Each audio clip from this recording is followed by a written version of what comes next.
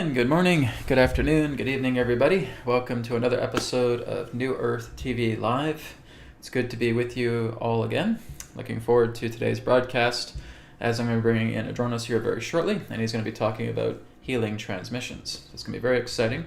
So basically with the presentation it's going to be coming today through Adronis, this is also going to bring in the healing segment of our broadcast today. So after the presentation, we'll just be going right into Q&A, and after Q&A, we'll be wrapping up the broadcast. So we'll probably have about 75 to 90 minutes today for today's broadcast. So, hello everybody, glad you're here. It's going to be a very exciting broadcast. First and foremost, we're going to go ahead and get started with some announcements. Instead of forgetting to take 19,302 supplements a day,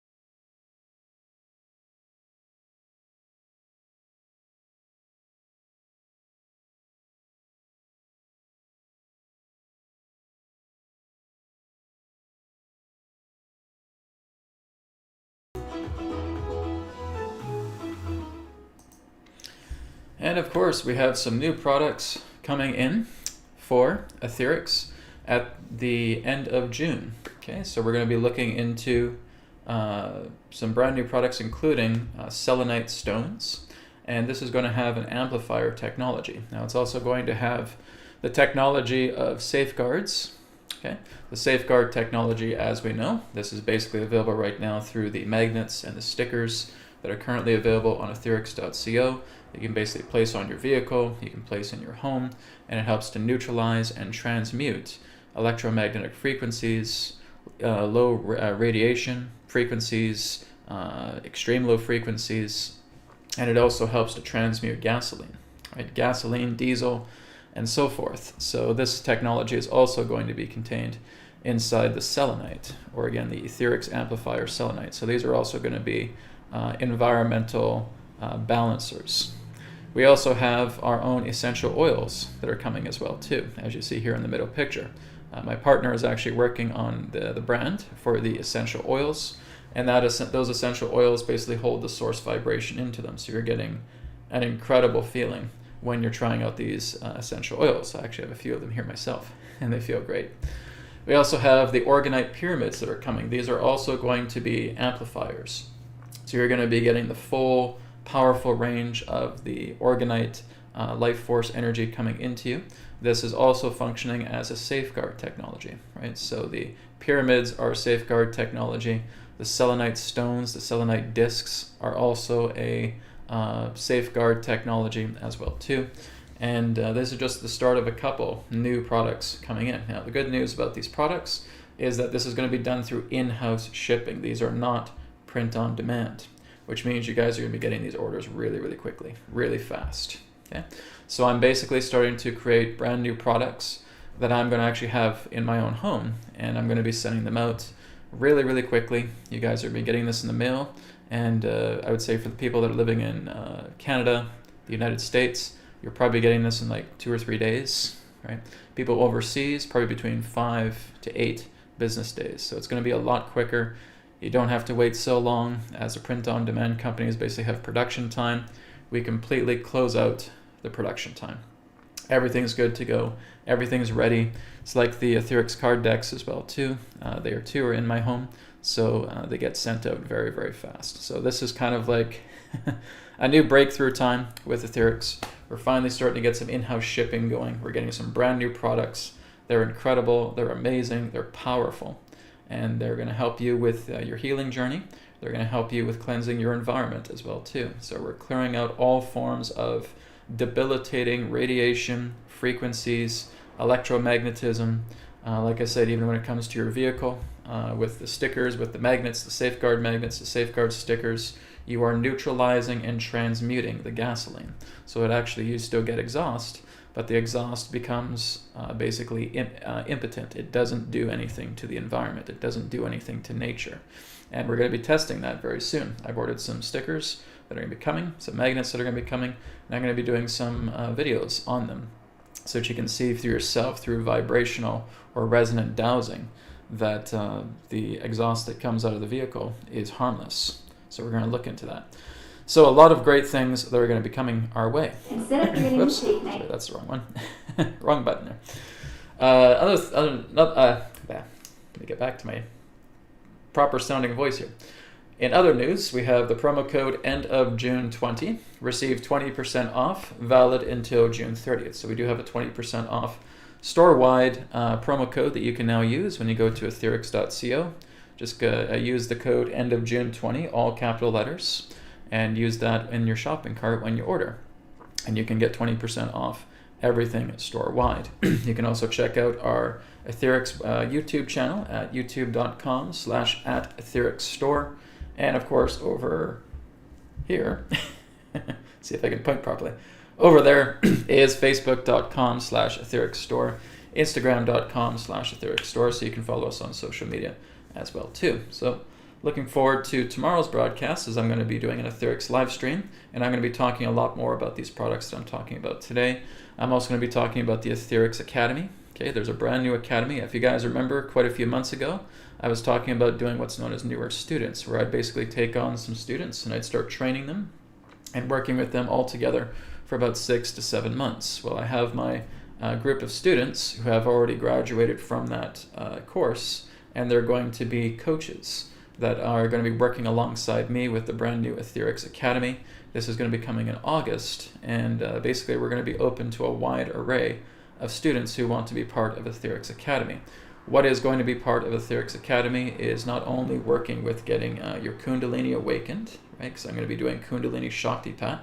You're going to be getting a lot more deeper advanced education, learning about the chakra centers, looking into the energy system, looking into advanced levels of resonant dowsing so that you're actually being able to become a natural dowser. You're also going to be looking into other standalone courses. The Adronis phase courses are there, the Akashic Records Home Study course is there, Law of Attraction Unleashed is there, Merkaba Meditation Series is there, a brand new course about Yoga Nidra is going to be coming as well too.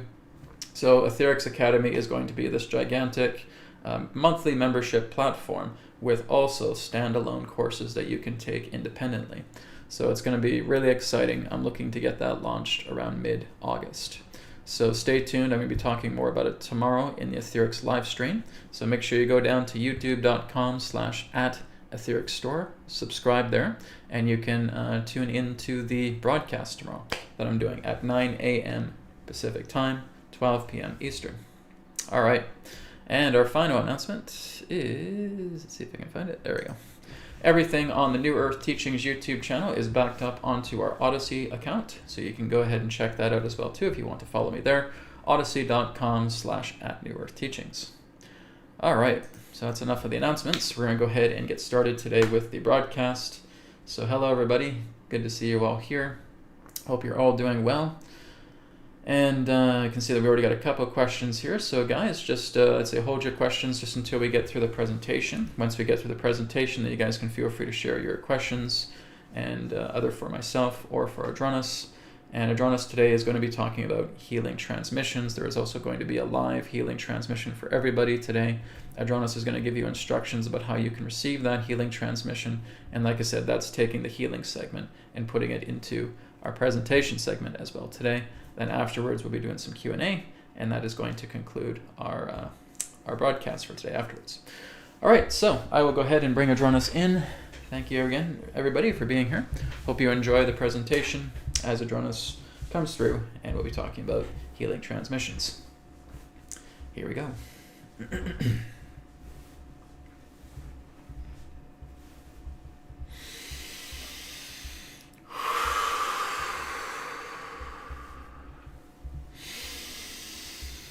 Tera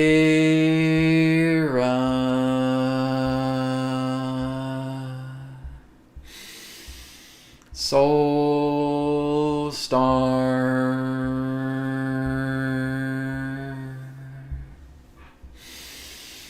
Sirius.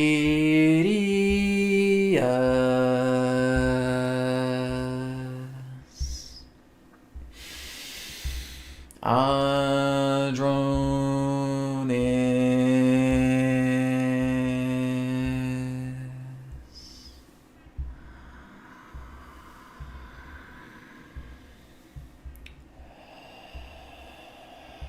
We are here at this time. We bid you greetings and thank you very much for the opportunity of this interaction today. I am Adronis of Sirius, sending love, appreciation, and gratitude to all who are tuning in to this broadcast through your internet collective consciousness. What we would like all of you to do at this time is simply allow yourselves to get relaxed, get comfortable, and to tune in to the vibrations of Sirius so that you may synchronize, harmonize, and align to all of the information that we have to share. Also understand that all of the information that we will provide for you today is simply that of our perspective, our point of view. For all knowledge, all information, all creation itself resides within your very hearts, beings, and souls. We will speak on the idea representing that which is termed healing transmissions. Now, when you are looking at the nature of being a healer, what does that actually mean? You hear so many people talking about, well, I'm a healer, or this person's a healer, or that person is a healer. What exactly are they talking about? When you say that word, what does it mean to you? Well, we can only just give you our perspective on the term to heal. The representation from our own perspective that represents the nature for you to heal is for you to return back to yourself. It's for you to be completely in alignment with the true nature of your being, which means it is devoid of thoughts, it is devoid of feelings, it is devoid of emotions, it is devoid of perspectives. It simply is. It's the capital I, the capital S. It is for you to simply be as is. That's the nature of healing. Healing is to return you to the center. It is to bring you back into your beingness. It is to see for yourself that you are. You simply are the isness. That's all that healing really is. Because this is all really that you truly are.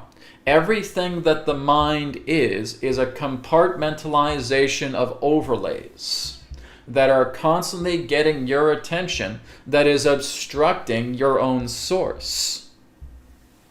Your source is omnipresent. Your source is omnipotent. Your source is omniscient.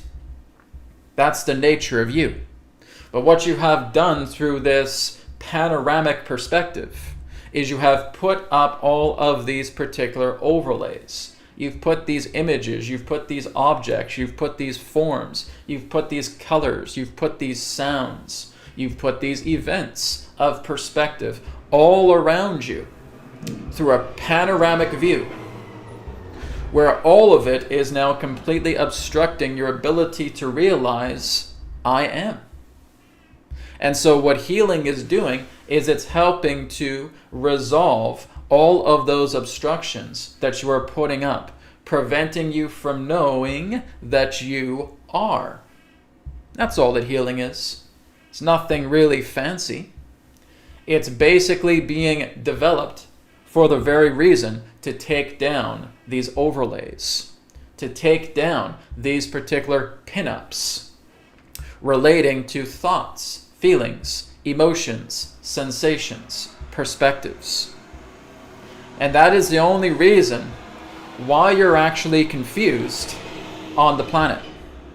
You are confused because you have nothing but these pinups. You have nothing but these posters. You have nothing but these hurdles. You have nothing but these images and overlays that are all around you.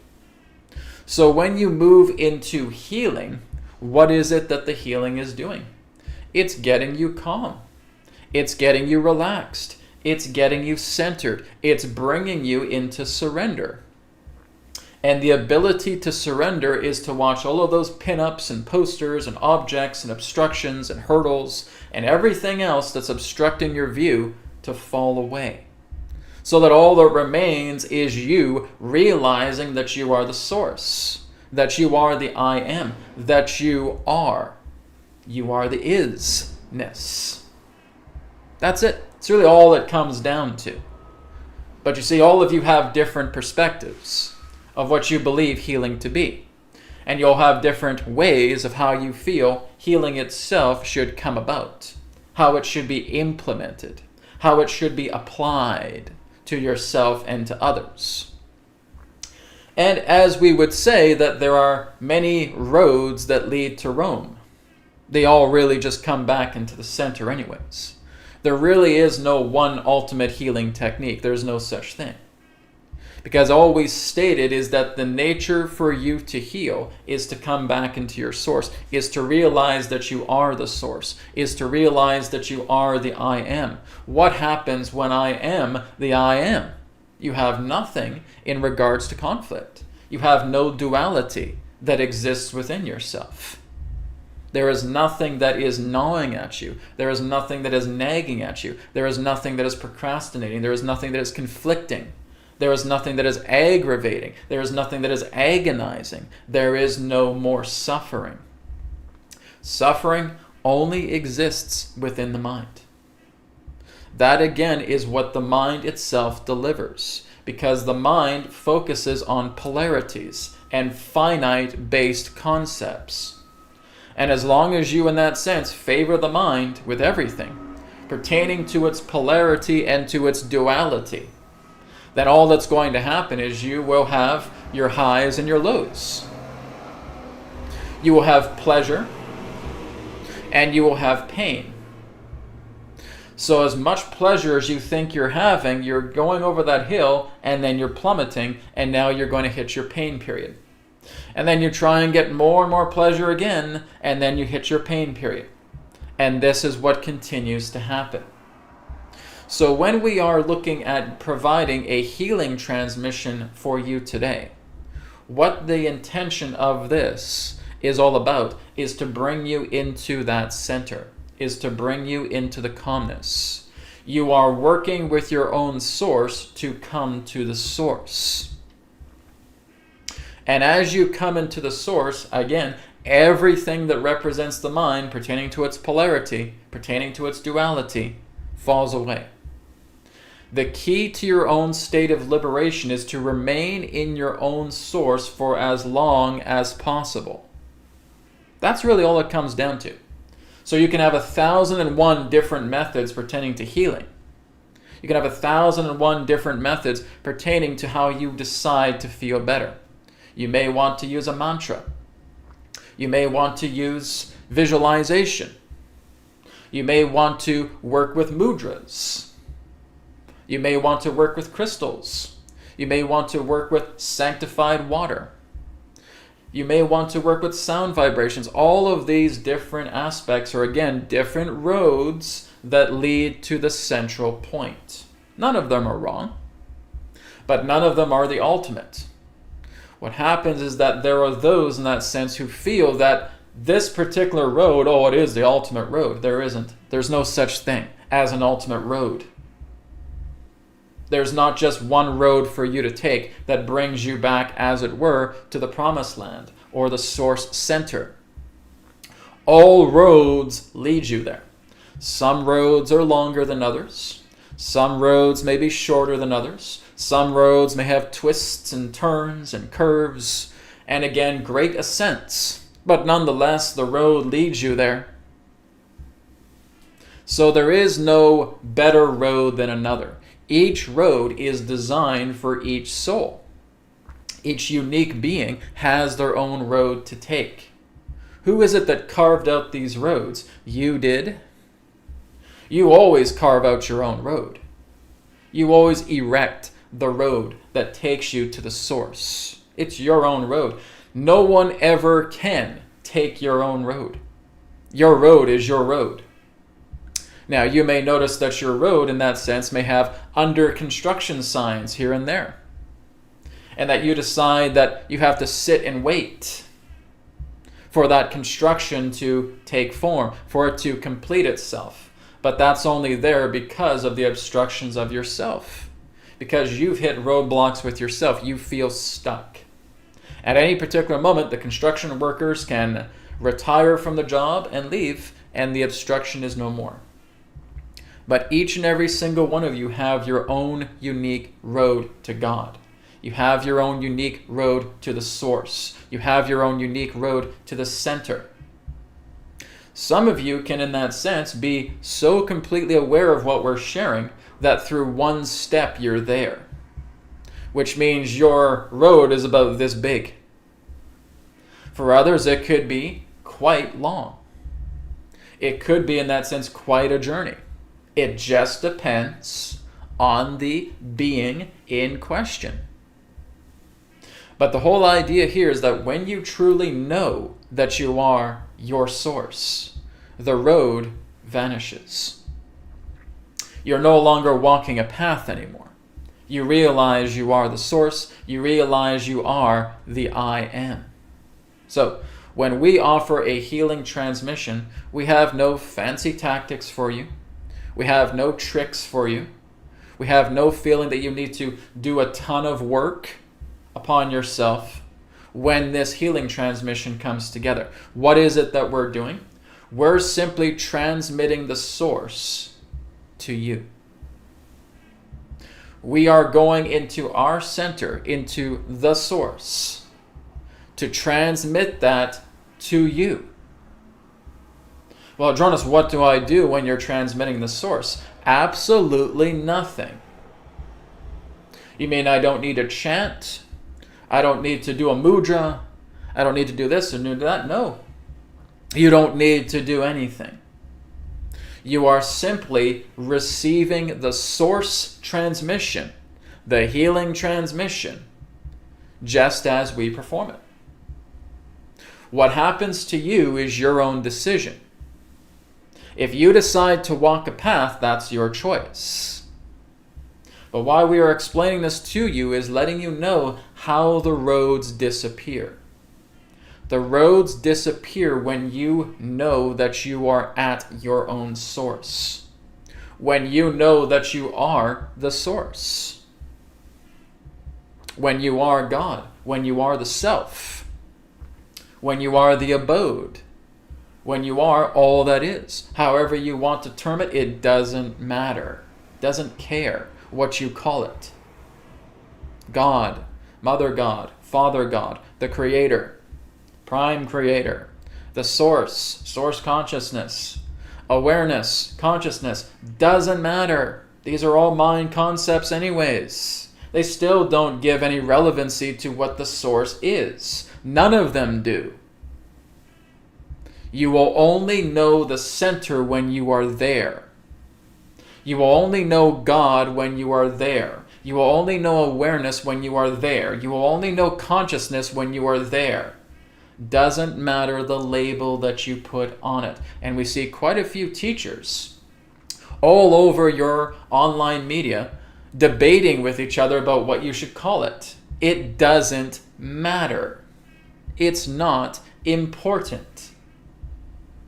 It's only important for you to feel it. That's all that matters. And that's all we're going to be doing for you today, is transmitting the healing transmission by us coming into our source for you to receive it. So we're not giving you any special instructions. Doesn't mean you have to hold your hands up like this. You flow in the way that you naturally flow to receive the healing transmission, to receive the source vibration. Simple as that. All we ask is for your undivided attention and nothing more. So, having said that, we will now begin the appropriation of aligning ourselves into source vibration and transmitting it through this conduit. One moment, please, as we begin this process.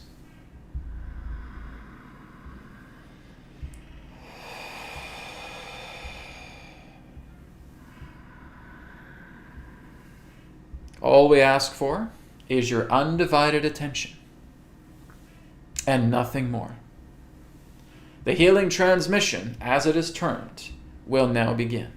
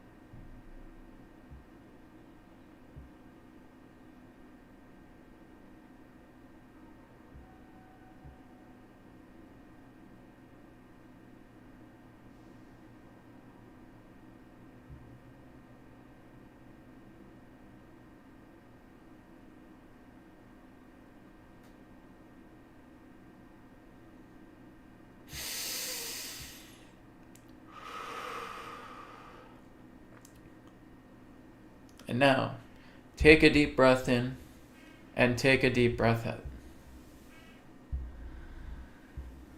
Take a second deep breath in and a second deep breath out. And finally, take one last deep breath in and one last deep breath out. What we have gave you is simply a demonstration.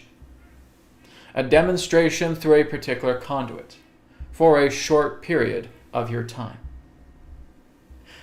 And again, as you see that there is no tricks to it, there are no techniques to it. It does not involve technique. It does not involve process. It does not involve procedure. It is the ability to be still. It is the ability to be silent. It is the ability to let everything go. And that's it. Once you realize that you are sitting at the center of yourself, everything pertaining to the mind simply absorbs itself back into you. As the mind absorbs back into you, all that remains is the silence. All that remains is consciousness. All that remains is awareness. Again, whatever label you want to put on it. But when you are there, that is what you know as the ultimate peace. That is what you know as the ultimate happiness, the ultimate joy. Because you are freed of the mind. You see, the mind is incapable of bringing you peace. It can't do it. It's not possible. The mind is always a cluster of thoughts, feelings, emotions, sensations, activities. The mind is all about activeness. When it's not active, you're not in the mind. When you're still, you are beyond the mind. You have left it. And what happens is as you stay there, the mind itself, like a magnet, is now starting to absorb and invert itself back into the source, back into pure consciousness. And so the key here is to remain still, is to keep yourself there. Adronis, is this very much like what the great masters have been telling us to do? To go back to God? Yes. Because you will not find God through the mind. God can utilize the mind in any way, but you will not utilize the mind to find God. It cannot be done. Because it is that infinite intelligence, it is that source consciousness that flows through the channels of the mind to make the mind what it is. The very fact that the mind holds the ability to express life comes through the divine intelligence, not the mind itself. The mind is nothing more than a puppet for God's expression. And we want you to remember that. The mind is nothing more than a puppet for God's expression. That's all it is. Without the nature of the divine infinite source intelligence, the mind could not be what it is. The mind is being utilized as a type of training device. It's showing you the nature of life through its expression, through its own platform. But life itself is not found through the mind. It is expressed through the mind, but it's not found through it. Where is it found? Through the source. Through the divine intelligence that makes life what it is. The mind cannot do that. The mind is nothing but a device, nothing but a platform, nothing but a puppet that is expressing God's intelligence through it. That's it. And we mean this to say every facet of the mind. We're not just saying, oh, well, it's only just this little bit of the mind. No, we're talking about the entirety, the totality of the mind. Now, if you were to see the mind as a sphere, and you are going denser and denser into the mind, deeper into its interiors, you would find yourself with a plethora of different perspectives, of different thoughts. You would be overrun by so much activity. But when you start to move closer to the surface of the mind, we would say that this is the essence pertaining to the higher mind itself, the membrane of the mind. So when you go into the dense nature, the dense core of the mind itself, it shows you the epitome of its expressions, of its activity altogether. But when you come up to the surface and you come into the membrane that is wrapped around the mind itself, that is what you would refer to as the higher mind. That it's not really in the sphere itself, it's in this membrane. Just like the pericardium is wrapped around the heart, the membrane wrapped around the heart. Well, this is the membrane wrapped around the sphere of the mind. And that is where the nature of what you term as intuition exists.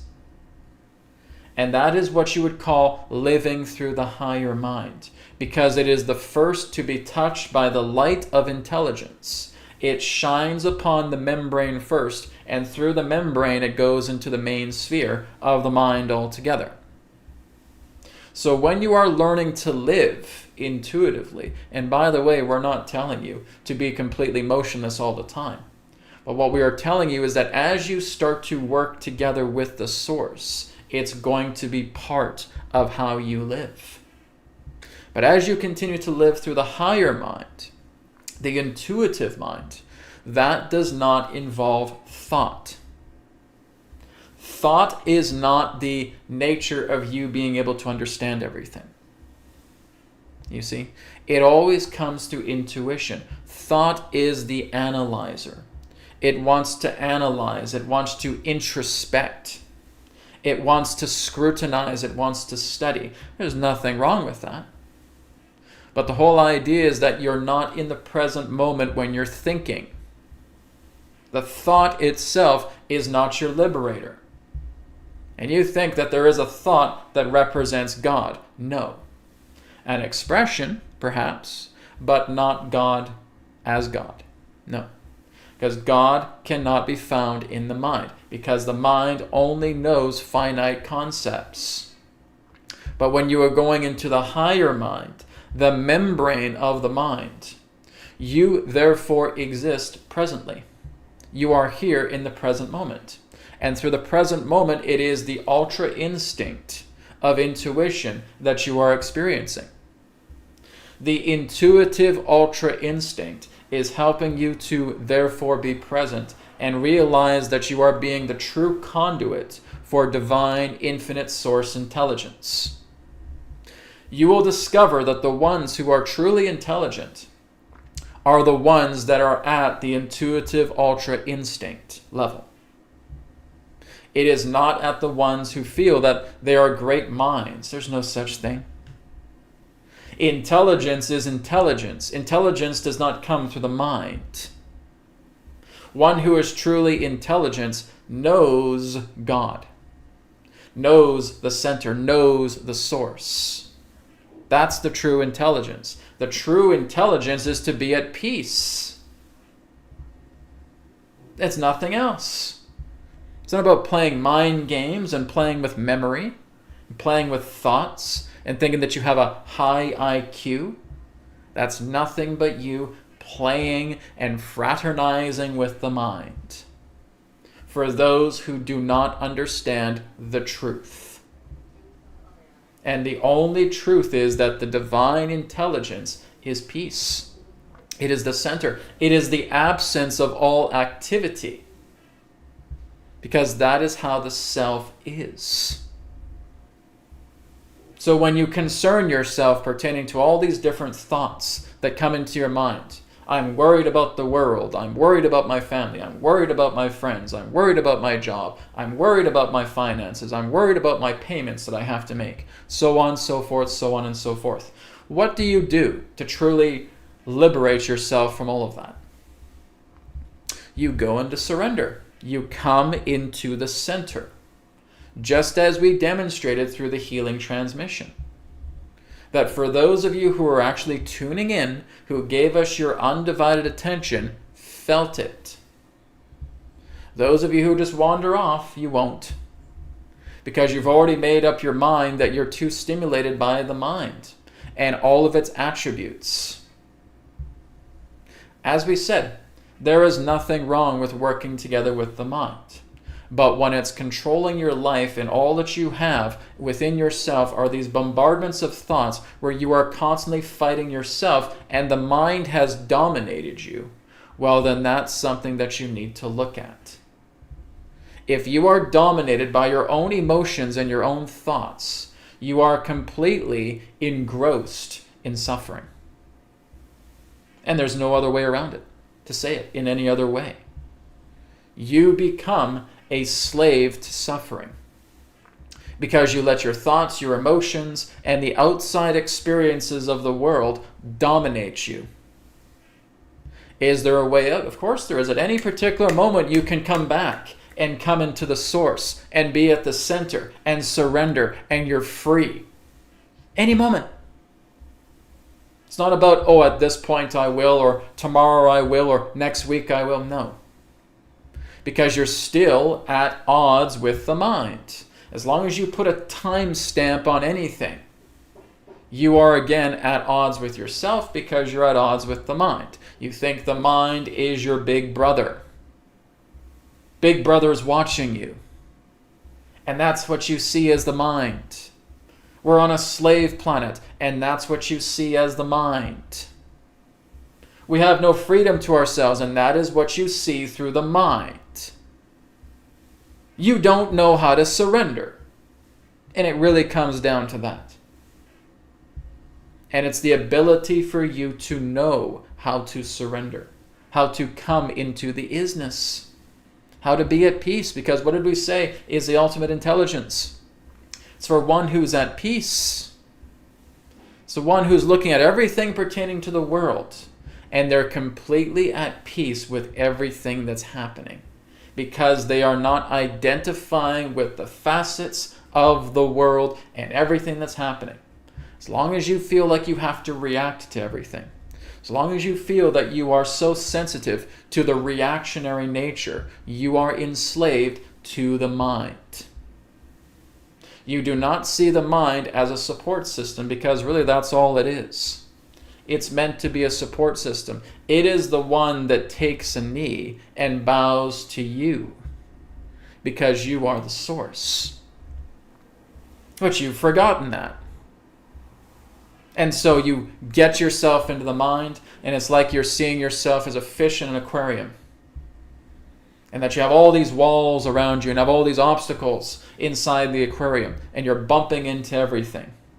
But you're the one that puts yourself into the aquarium. You're the one that decided to give yourself the body of a fish. You're the one that put up all those obstacles. You're the one that's swimming around, bumping into walls, bumping into obstructions, because you've forgotten who and what you are. And that's the only reason you suffer. Oh, my body hurts, my body is sore, my body is aching. It's because, again, you're not realizing who you are.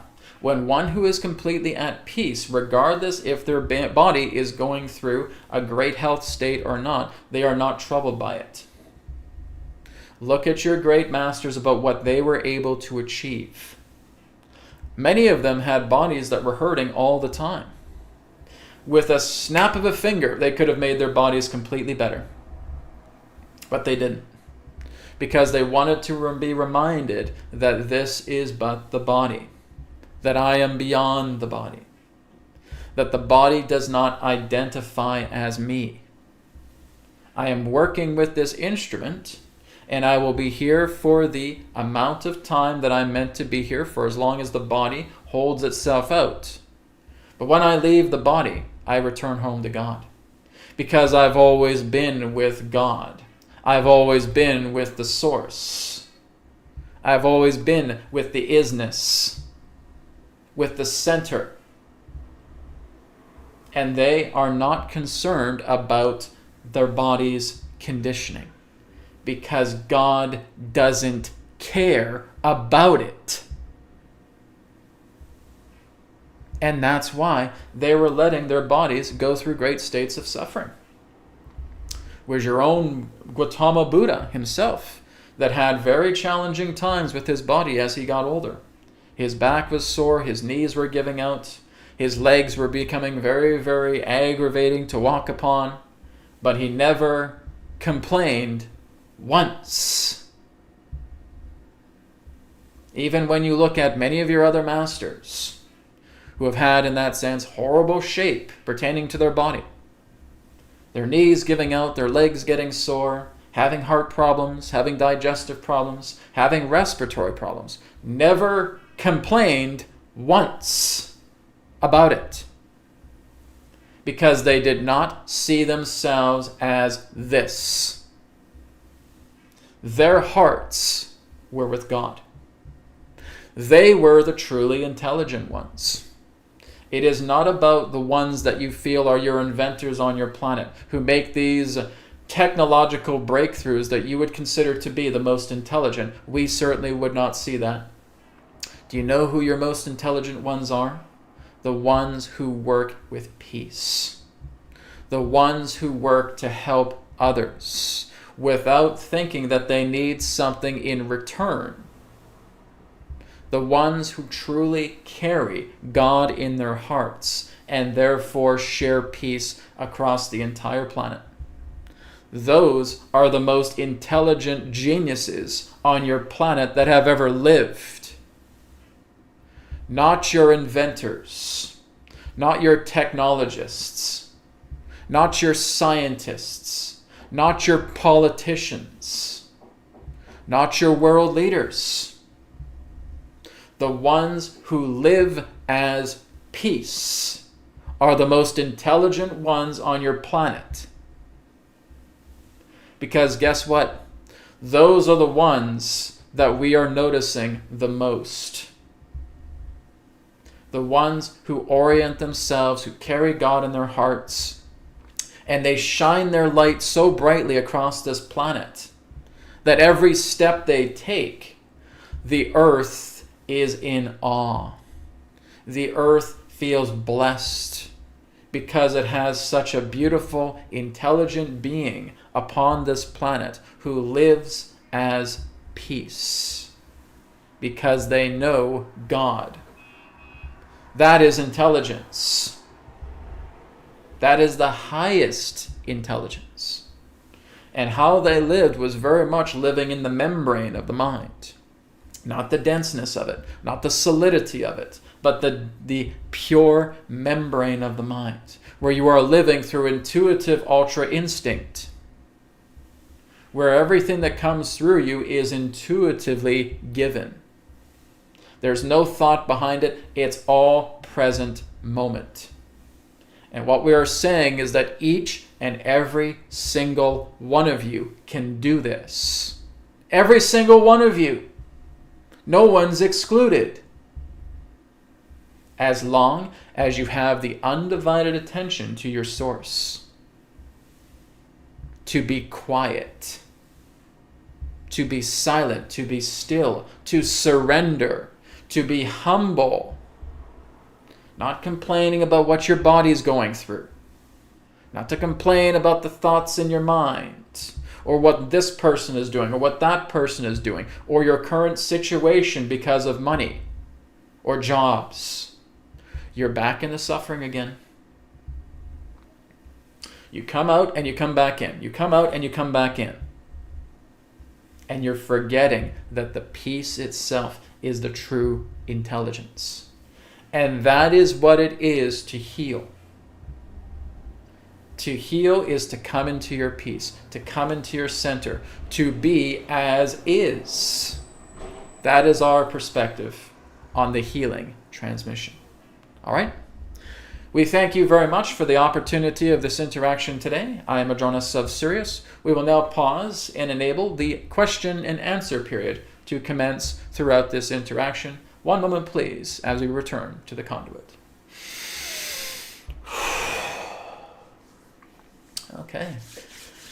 Thank you, everybody. Thank you for tuning in. Hope you have all enjoyed that presentation and the healing transmission that Adronis was sharing. I could just feel myself completely getting still, completely centering. Even if there was a little random thought in my mind, the focus was on the source. It was beautiful.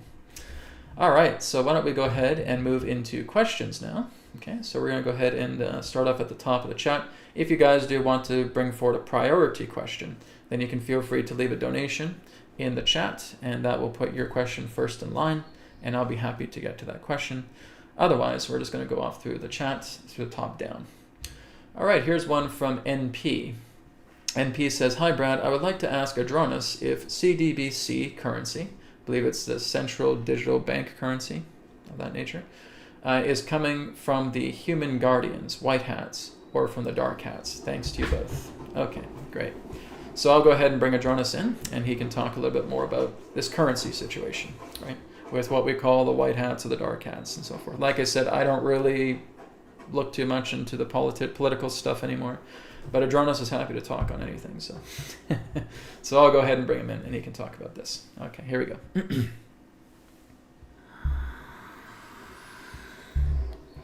We thank you very much for your question. Now, you're asking about the nature of digital currency. Now, again, we ask you to really, again, reflect on what we've shared to you pertaining to the nature of peace. That's not to say we won't answer your question. We certainly will. But we understand this question was brought up prior to our transmission. So we will be happy to share this with you. Everything that's happening upon your planet right now is the benchmark steps of serving humanity. So we want you to listen to that. Everything that is happening right now upon your planet pertaining to these situations, even financially, are the primary or baby steps into serving humanity. So, when we say that, are we saying that much of your corrupt are still running the show pertaining to finances? No. But it's certainly being made to look like that, isn't it? Why is that happening, Adronis? When there is actually something that's happening, as you said, there's baby steps towards humanity's growth, to helping and benefiting humanity, then why is this being portrayed on our television screens? Why is it being made to look like these particular corrupted ones are still in charge? Because you still believe that they are. And that's why. Your thoughts, again, are bringing about a cluster of events. And even though the greater collective consciousness behind the scenes is clearing all of that out, in front of the scenes, you believe that they're still running things. And we would say a great majority of you are still believing that. And so it's still portraying itself in that way. But when you look more behind the scenes, you realize how that's not the case.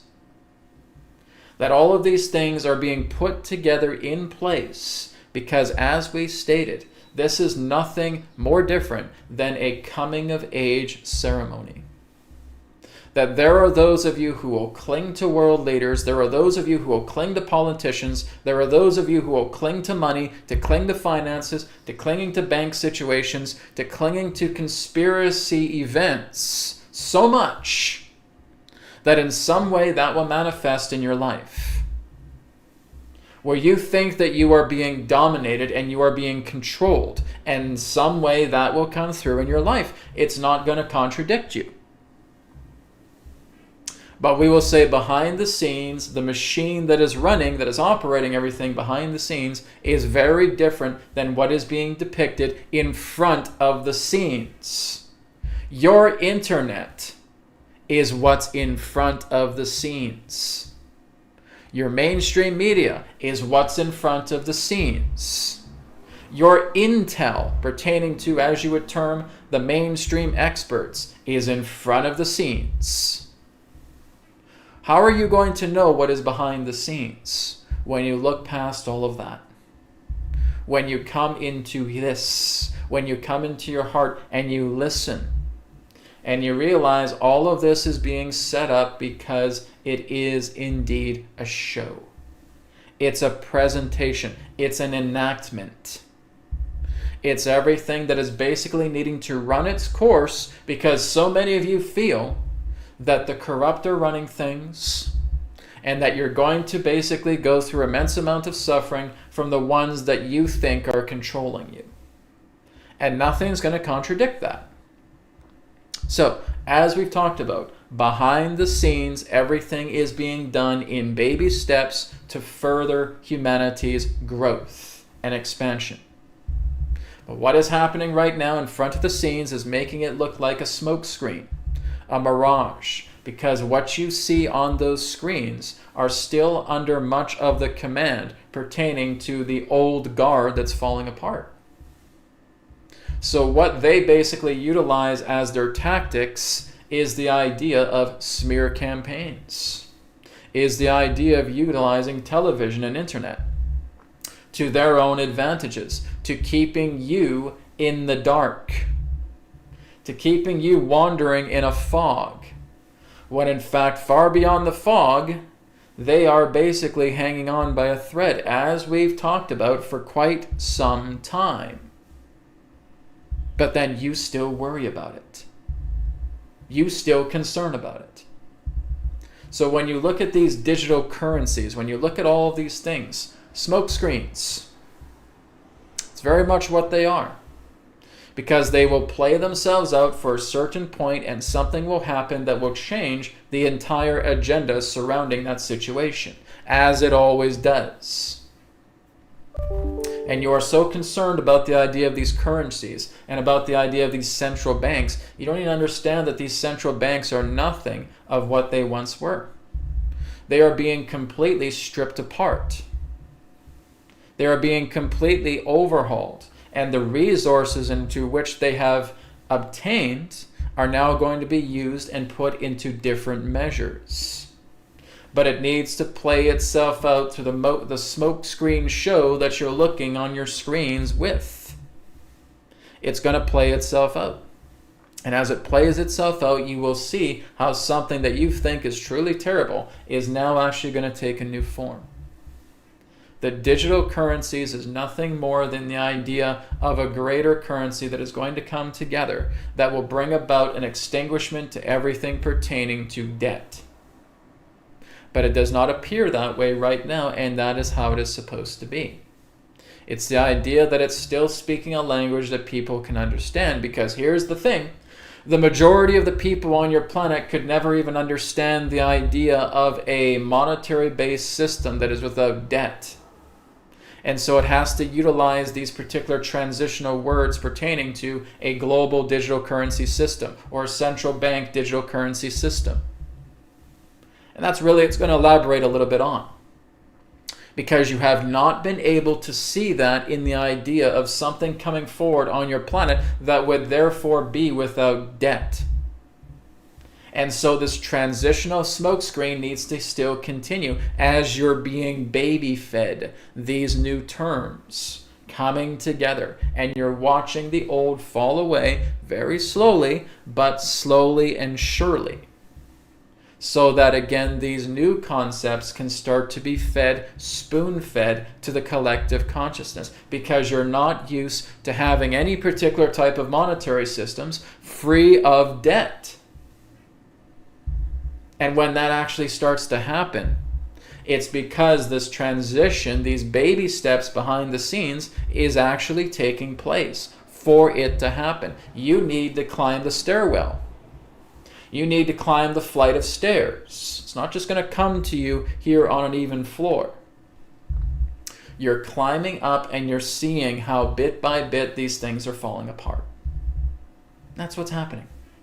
This is nothing, as we stated, but a sideshow, but a drama, but a soap opera, because so many of you are into the drama, the soap opera of life. And again, what's happening behind the smoke screen are the necessary changes to evolve humanity bit by bit, step by step, in a profound way. So what you know as the digital currency is containing a particular smokescreen to in time be something else that will lead into the extinguishment of a debt-based money system, which is taking place right now. All right? Thank you for your question. Okay. Thank you, NP, for your question. Okay, this one's from Big D AG. Thank you for your donation, Big D. I appreciate it. Okay, let's go down the list here a bit more. Okay. Someone says, I remember you from Yo channeling. Oh, that was ages ago, but glad you're here. Thank you. Glad you remember that, because I barely remember it. It's quite a few years ago. Jana of Appreciation says, question, hello Brad and Adronis, how do I keep a peaceful and slower tortoise pace where I feel best, when there is too much action going on at once instead of catching a cold? Thank you. Okay, I'll try and make sense of what you're attempting to say here. So how do I keep a peaceful and slower tortoise pace? Well, the whole idea is that peace doesn't mean you're going as slow as a tortoise. Okay? There's something very interesting for someone in that sense who moves into their peace. As a matter of fact, They are so in tune to everything that's going on that they're moving so incredibly fast it feels like they're not moving at all. Okay? That is basically what you could look at through a great master who is sitting on top of the mountain, who is completely just in a state of peace, and they are completely in tune with everything that's going on. Okay? They're not just sitting on a hill or sitting on a mountain staring at a blade of grass, completely oblivious to what's going on. On the contrary, they have the ability to see much more clearly and much more deeper than the conventional people who think that they need logic to give them an indication of what's going on. Okay? The tortoise, the real tortoise, is the one who's obsessed with thinking. Okay? The real hare, as it were, is actually the tortoise in disguise, where they are omnipresent, omniscient, omnipotent, and they are aware of everything that's going on. Even though their body is still, even though they are not committing to physical action, what they are actually experiencing is the complete and total feeling of everything that is. Right? So that's something that I want you to really contemplate on. So when you are contemplating on the idea of being still, you're actually moving in infinite speeds. You're actually moving in infinite directions. You are aware of everything infinitely. That's the beautiful thing about the nature of being in that state of stillness. Okay? So he said, where I feel best when there's too much action going on at once instead of catching a cold. So here's the thing. If you catch a cold, be at peace with catching a cold. Okay? If I'm sick, okay, no big deal. I'm sick. Let the body take care of it and remain in the moment. Okay? There's times too where I've had some stuffed up congestion. Have I tried to fight it? Nope. Okay, I'm stuffed up. I'm congested. Let it be what it is. Body, take care of it. Let it be. I move on with my day. Okay? The more that you feel that you're suffering because you have an illness, the more that that illness is going to basically rupture and create these gigantic tremors within yourself. A feeling that, oh my goodness, I'm sick, I have a cold, I feel horrible, I feel terrible, oh, this annoyance, and blah, blah, blah, blah, right? You're reacting to everything.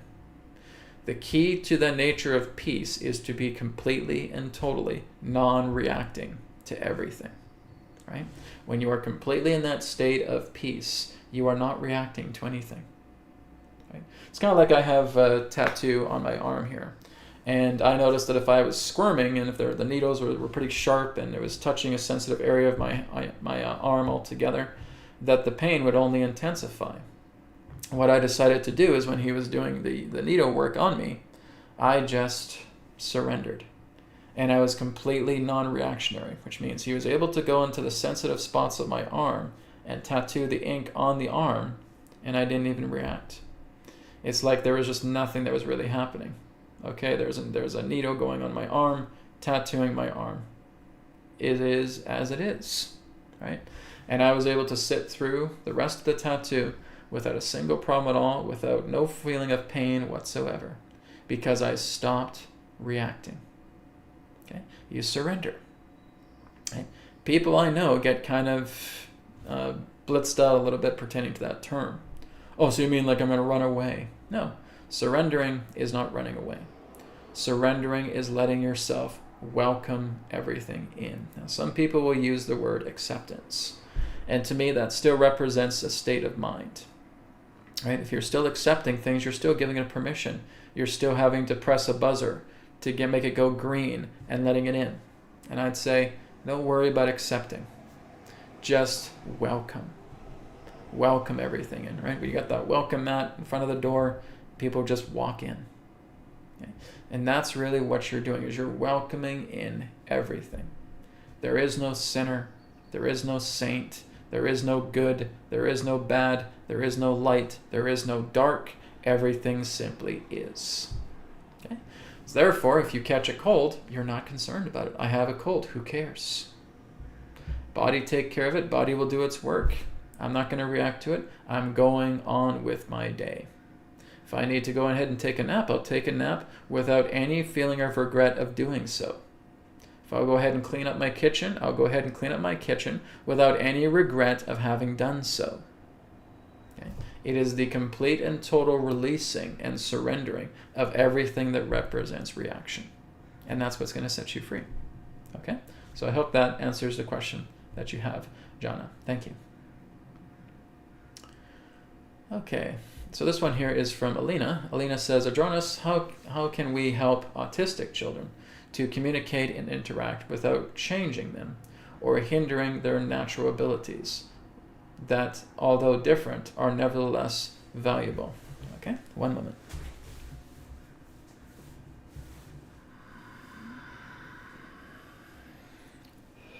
We thank you very much for your question. Well, to basically answer your question, we would like to ask a question of ours. Do every single one of you understand fully to what we present a majority of the time? Many of you may not. Many of you may need to go back to these recordings and watch them again and again. And some of you may not get at all what we're saying, and you decide to put it on the shelf. Now, do we go ahead and knock on each and every single one of your doors who didn't get it and said to you, did you get it? Why didn't you get it? How come you're not getting this? No. So therefore, that is the reflection we give to you pertaining to working with children, not autistic children. Children. Don't put a label on them. Oh, they're autistic, or oh, they're ADHD, or oh, they're schizophrenic. No. Throw them away. Throw away those labels. You are working with children, and that's it. So, how do you work with children? We're not talking about disabilities, because that's a label of the mind. You are working with a beautiful divine being that is just as divine as you are. And when you see them in that way, you will not need to ask this question. You will know how to present yourself to the child. Not a disabled child, not an autistic child, no, to the child. You will be able to present yourself to them. Just as we present this information to you, and we are not concerned whether you get it or not, so too should be the same relating to your children. You convey yourself in any way that you are feeling you wish to convey yourself to the child, and what you convey is done. How they respond is their call, not yours. Because if you are trying to enforce, then you are basically only leaking your own insecurities upon that child. You do not see their divinity. You do not see their heart. You convey in the way that you feel you convey to the child. And that is all. Just as we convey ourselves to the human beings upon this planet. We're not distinguishing you with different compartmentalized terms. We're not attempting to distinguish you based upon your levels of listening, your levels of understanding. No, we are talking to the divine human beings on this planet, conveying what we share through this instrument.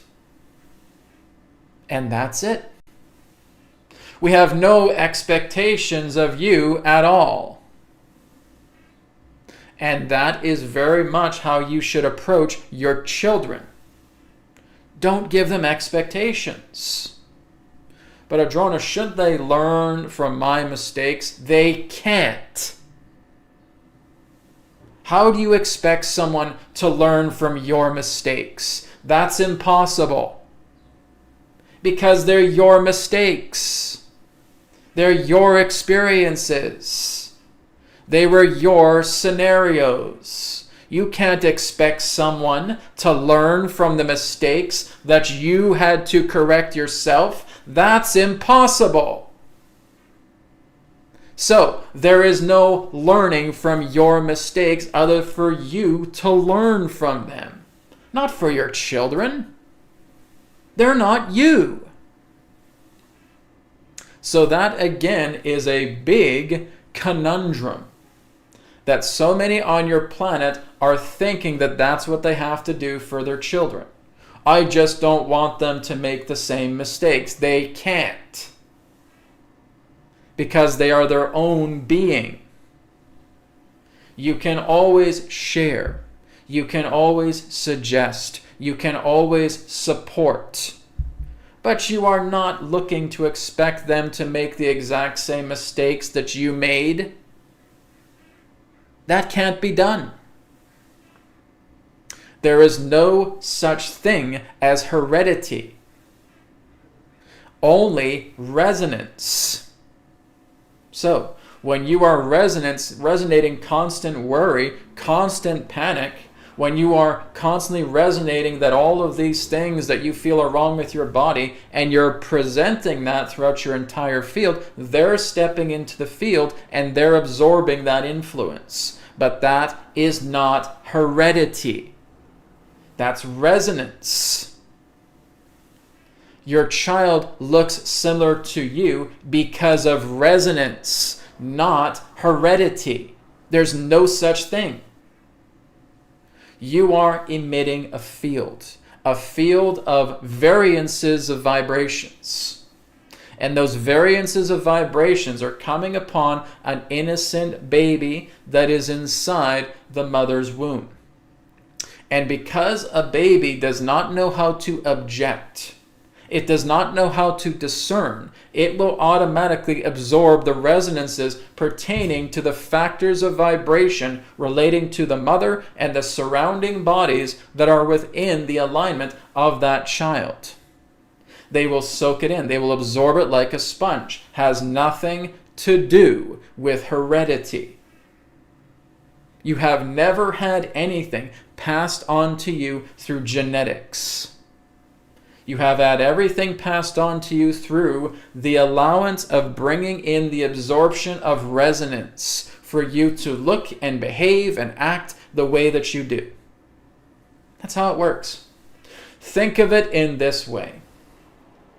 There is a mother who just recently got pregnant, and their partner who was responsible for getting them pregnant is not to be found. They went away. They went off into a far-off land. But the mother was able to meet someone brand new. A new relationship forged between the mother and this new partner. And this new partner spent every waking moment with the mother while she was pregnant. As he continued to work together with the mother, 9 months later, when the baby was born, the indications of the certain forms of appearances that the baby poses actually looks closer to the current partner that the mother is now with. This is actually known to happen. Your genetics are basically resonators. And they will resonate, they will absorb the vibrational frequency of the environment, and therefore through the resonance of the environment, they will therefore transmute, they will mutate. And they will actually take on the appearance of that particular partner in the example we give, because that is the one who is spending the most time with the mother, who is sharing his resonance field between the mother and the child. And so when the child is born, it will have some type of physical appearance pertaining to the one who has spent the most time with the mother while she was pregnant. Has nothing to do with heredity. This is where your scientists are confused. Do you know why they're confused? Because they don't include consciousness into their equations. Because they don't include resonance and vibration into their equations. They are looking at the meat and potatoes, the nuts and the bolts of material reality without completely misunderstanding the idea that none of that is actually going to work. You must include resonance. You must include frequency. You must include vibration. You must include consciousness. Otherwise, your science is useless. And that needs to be included because you're not understanding the true essence of life. The material is 0.00000000001% of what actually is. You're missing everything else. You do not realize that you are being intersected by an infinite amount of Earths, that you are being intersected by different planes, that vibration is what's making everything pertaining to life happen. There's no such thing as heredity, and there is no such thing as disability. It is all about the nature of one's own characteristics, attributes, and how they decide to conduct themselves. That you are not responsible for any being's well-being. That's their job. You can share, you can support, you can suggest, you can help, you can guide, but you cannot do anything to change a person. Cannot be done. This is why we say, do not look at an autistic child. Look at a child. Do not look at an impaired man. Look at a man. Do not look at a confused person. Look at a person. And then you will understand what we're saying. All right? Thank you for your question. Okay. Thank you very much, Alina, for your question. We'll go ahead and we'll move on. Okay. Okay, I got a question here from, a donation here from Babito7. Babito7 says, which ETs will we meet first in open contact? Okay, one moment.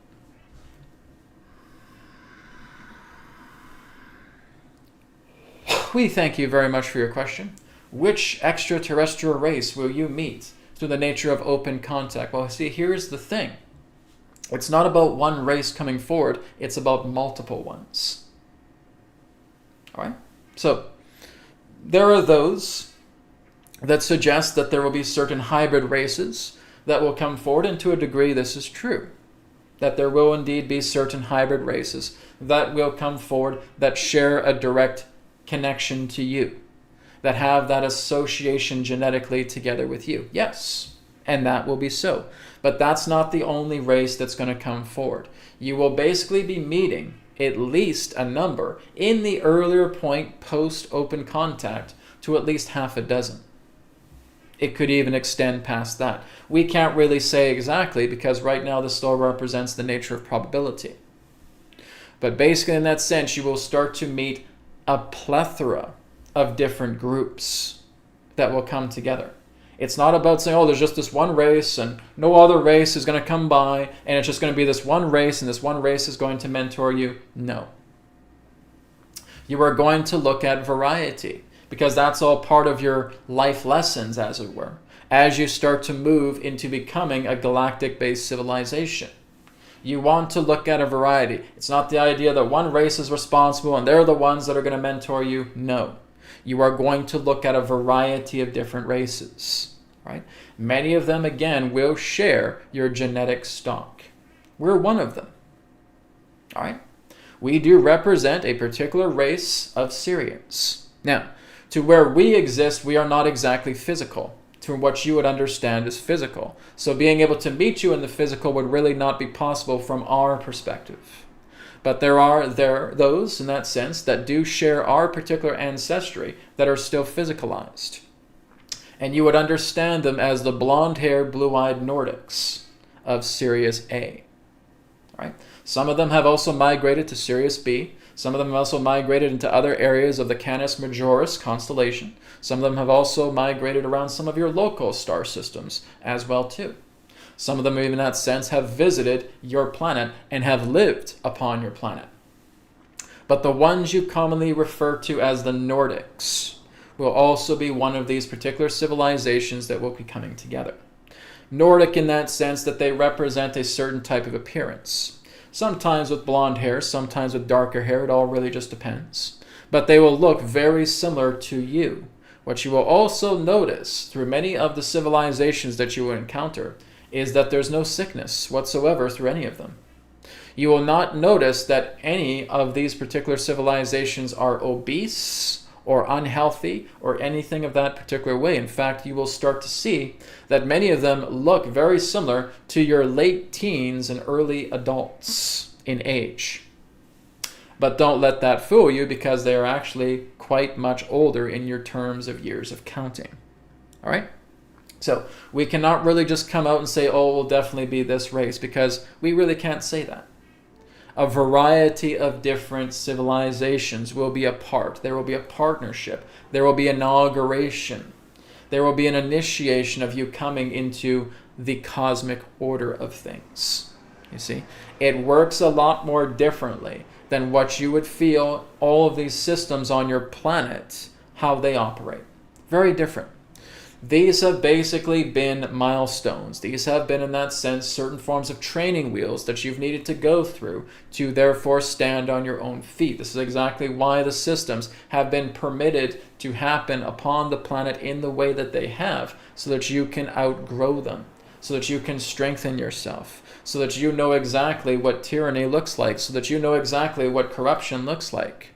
You needed to go through these, because in your ancient times that led to the first downfall of humanity, you were naive. You didn't really know what corruption looked like. And you needed to go through these stepping stones to make it happen. But this is primarily what almost every civilization that we have observed needs to go through. They need to go through their growing pains. They need to go through the necessary shifts. And as they start evolving a lot more, those particular challenges that they have throughout the planet start to evolve and start to change. And they actually start to lighten up to a different degree, which means there's a less of a taking of life. And much more of the challenges they're going through are much more psychological, are much more cerebral, are much more mental. And that's really what you're moving into. It will not be the idea of senseless killing. It will not be the idea of wars and guns and bombs. It's going to be much more in the idea of attempting to bring about mental control and breaking out of the barrier of mental control. It is going to be resolved from the bottom up, not the top down. When you think that you're looking to your leaders, when you think that you're looking to your politicians, when you're thinking that you're looking at the mainstream groups, to thinking that they're going to lift you up, you're deluding yourself. This is a bottom-up strategy. The people are going to lift up the people. The people are going to take their power back. The people are going to bring forward these promising changes that is going to shape the entire landscape of your planet from the bottom up, not the top down. This is why we say that if you believe that a leader is attempting to bring you into a higher state of being, you are then bringing yourself into the deeper trenches of the mind, convincing you of something that is not going to happen. Those leaders, in that sense, are meant to serve as certain states of examples, yes. But it is through the actions of the people together that is going to lead you into a higher state of evolution. All right? So that is what we can share a little bit more past the idea of some of the early extraterrestrial groups that will connect with you. But we're also letting you know about the leading edge of what's going to lead you into that particular direction. Because you will break yourselves free from these chains, and you will now start to work on innovating systems that will come together on your planet that will be much more complementary for the Earth and for the animals and all the living beings upon your planet, especially yourselves. And it is your youthful generations that is going to really do that in the majority. Your young children are going to be many of the innovators upon your planet. They are the ones that are going to be coming up with a lot of these innovations, which means a lot of them are going to take the ball and run with it. As we have told you, that you represented a particular past generation that was much more action-oriented. And you're now bringing in a new generation that is much more heart-oriented. And it's going to continue to move up.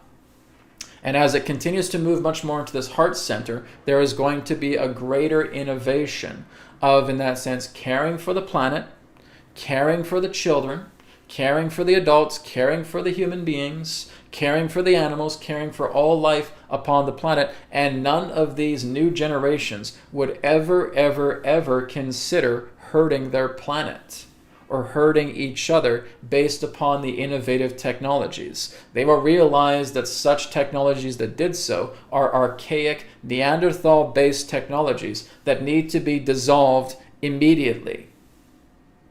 That's what your new generation is going to be doing for you.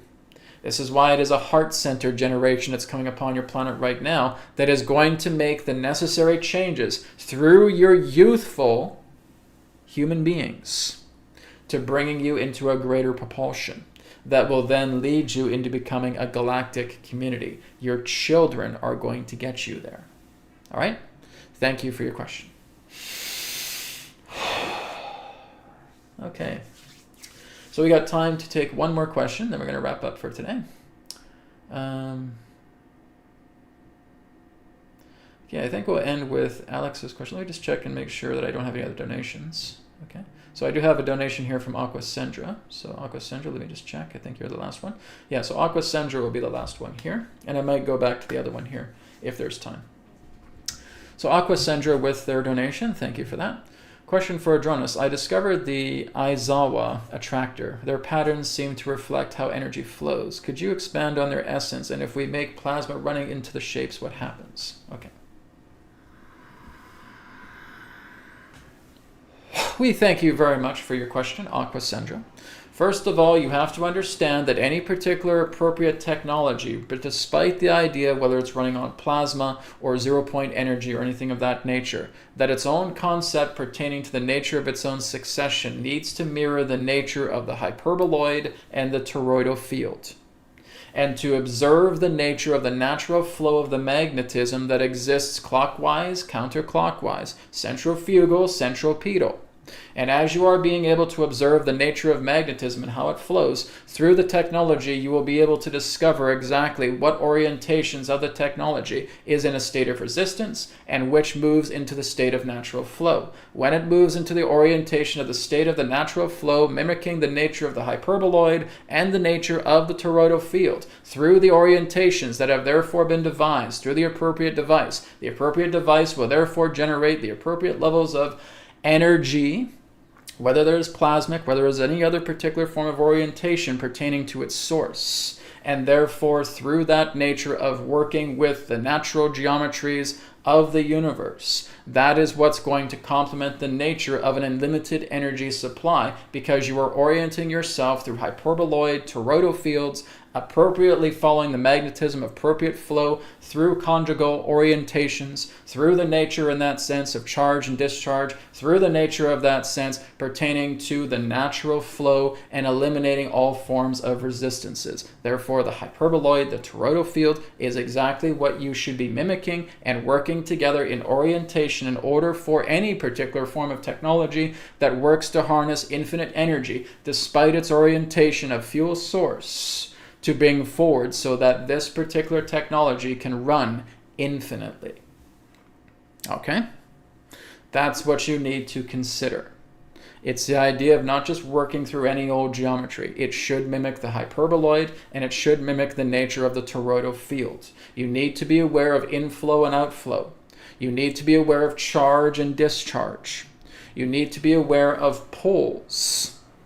You need to be aware of the magnetic flow. You need to be aware of the electrical flow. You need to be aware of where there is pressure and where there is lack of pressure. So we can only explain so much through the nature of words. It is much more important that you see this for yourself, and what can therefore be directed through the nature of the harmonious flow of the energy technology that you are looking to develop. All right? Thank you for your question. All right. Thank you, Aquasendra, for your question. And we'll move up to the one other question here from, I can't remember if it was from Diane. Was it from, okay. I think we'll end here with Diane's question here. Diane says, question, when Brad brings in Adronis, the introduction is, we are here. Can you explain whom we is? If it's a collective, what does collective essentially mean? Many souls speaking as one. Okay, it's a good question. All right. So Dan, I think we'll end with your question. I think there was just one more question that maybe I missed here. I'm just seeing if I can find that one. I forgot which person I was on here. Oh yeah, it was from Alex. Okay, so I'll go with Diane and I'll go with Alex afterwards, and then after Alex's question, we'll wrap it up. All right. So again, this question about we are here. What does we mean? Is it a collective? Is it many souls speaking as one? All right, one moment.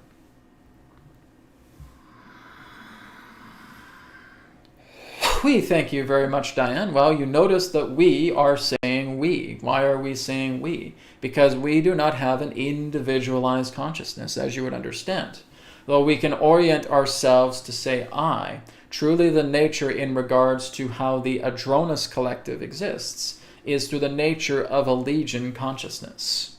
Now, it is not so much the idea of feeling that there are, shall we say, different personalities within the one of this transmission. It is the idea that all minds that are, again, intuitive ultra instinct are in alignment together with one. And therefore, as we align ourselves and integrate ourselves with the vessel that Brad is, this represents a consortium. Therefore, through the nature of this Syrian consortium known as the Adronis Collective, this is exactly why we say what we do. We say what we present. We bring ourselves in the way that we can. See? Now, I can say I, because the many can be the one. Or we can say we, because the many is the all that is the one. So, it all just comes down to perspective. Sometimes when we wish to talk to somebody, we may say, I will tell you this, I will tell you that. Therefore, the nature of the collective, the whole nature of the consortium, becomes the idea of a, shall we say, singularity. So, we can bring ourselves through the field, and we can invert ourselves into the nature of singularity, where we therefore say I, because there is only one infinite being anyways. So, it is simply a matter of perspective relating to the collective intelligence, the Adronis collective, to which we speak. Is there actually an Adronis in some particular type of identifiable form? Yes.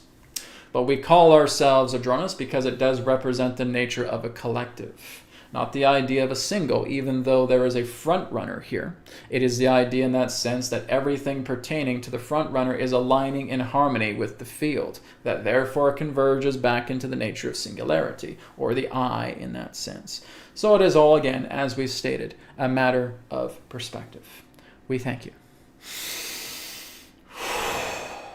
Okay. Let's go to the final question. That's Alex. Okay. So Alex, we will end with your final question. Alex says, can I ask Adronis, are there still negative-oriented beings physically underground and the cloning center under the ocean? All right, one moment.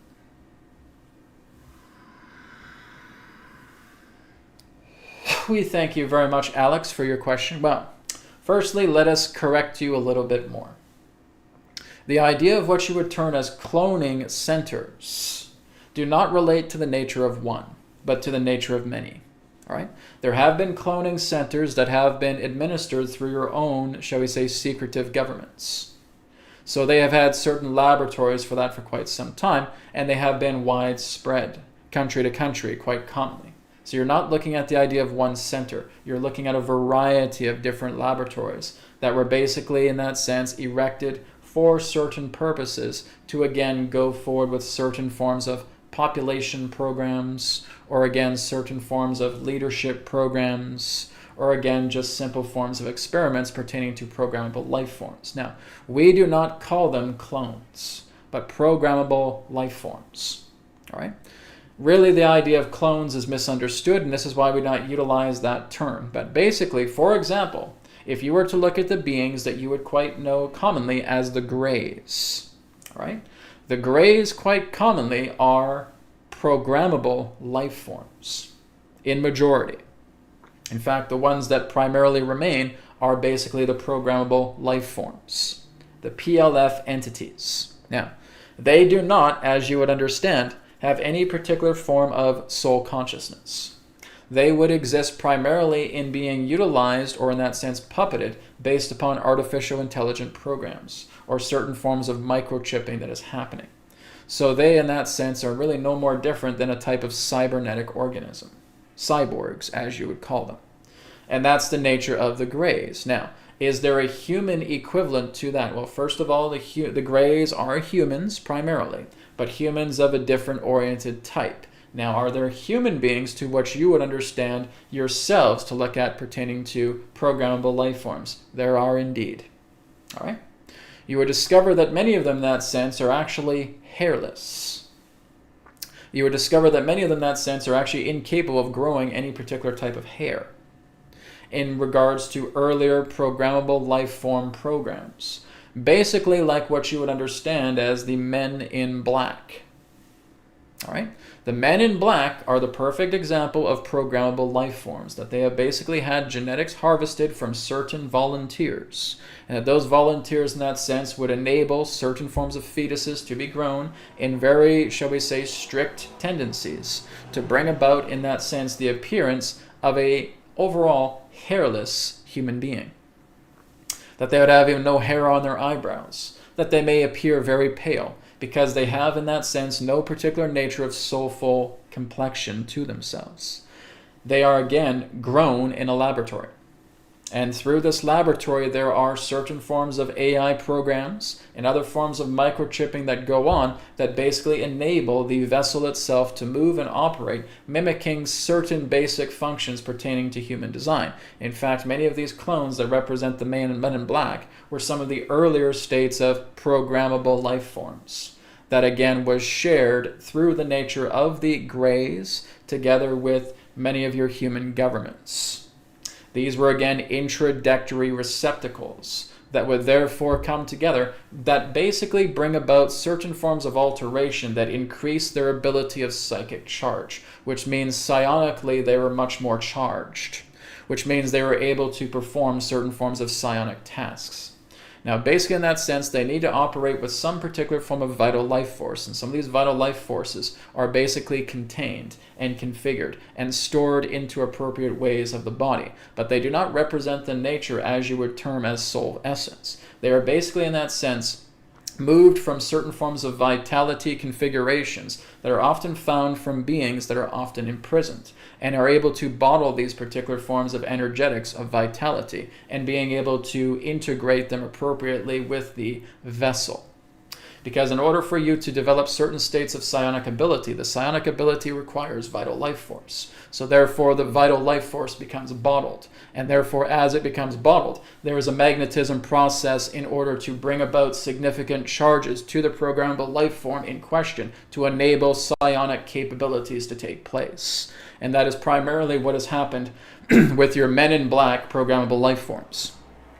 So again, they were basically taking certain vital layers off certain entities and being able to place these vital layers magnetically upon the host receptacles to therefore enable some particular form of capability relating to psionic relay that would assist the idea of the men in black in regards to bringing about certain forms of capabilities that are on, shall we say, deeper psychic psionic levels. All right? So that is a little bit of an overview of how they have, in that sense, utilized programmable life forms relating to the men in the black, how they have also worked with programmable life forms that represent the nature of the Greys. There are many other experiments that are taking place upon your planet that we are not allowed to talk about because it does not concern you at this time. You ask if there are other regressives upon this planet. We really cannot divulge that. Because again, there are more experiments taking place upon your planet than just you. And therefore, those particular forms of experiments that are taking place are not meant to coincide with each other at this time. Therefore, we must keep quiet about that for this time. All right? We thank you very much for the opportunity of this interaction. I am Adronis of Sirius. We will now conclude and return to the conduit. Goodbye for now.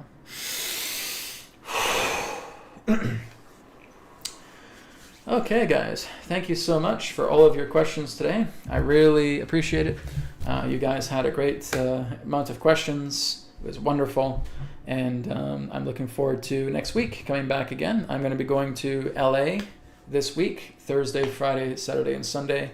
I'm going down to meet Forrest Knudsen, who is a yogi. He basically has his own channel on YouTube, and I'm going to be getting initiated into Kriya Yoga. So I'll be coming back as an initiated yogi myself when I return Sunday night. So there will not be an Adronis, transmissions of Adronis Q&A this week. I'll be looking into getting that next week for you guys. So I know there's been a little bit of delays, but again, everything happens in good timing. So thank you so much, everybody. Blessings to you all. Much love to you. And I'll speak to you again in another perspective of the now. Om Shanti, Shanti, Shanti, Namaskar, and may it be well. Take care.